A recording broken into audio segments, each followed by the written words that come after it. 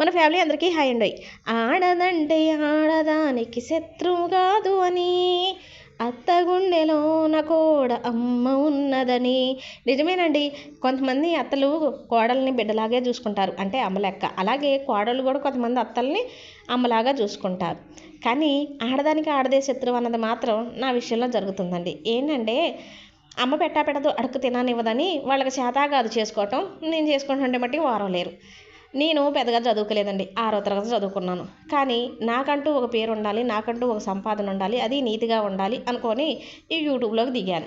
ఎవరో ఒక ఆవిడ కామెంట్ పెట్టారు కదా, యూట్యూబ్ వాడికి డబ్బులు ఎక్కువై వీళ్ళకి ఇస్తున్నాడు, ఈ మధ్యన ఇది ఒక ప్యాషన్ అయిపోయింది, ప్రతి ఒక్కళ్ళు కూడా ఇంట్లో పనులు పక్కన పెట్టడం, వీడియోలు తీసి యూట్యూబ్లో పెట్టడం అని కామెంట్ పెట్టారు. నాకు తెలియక అడుగుతున్న, వందల వేల కోట్లు ఉన్న వాళ్ళు ఉట్టి పుణ్యానికి ఎవరికన్నా డబ్బులు ఇస్తారండి? ఎవ్వరో ఈరు.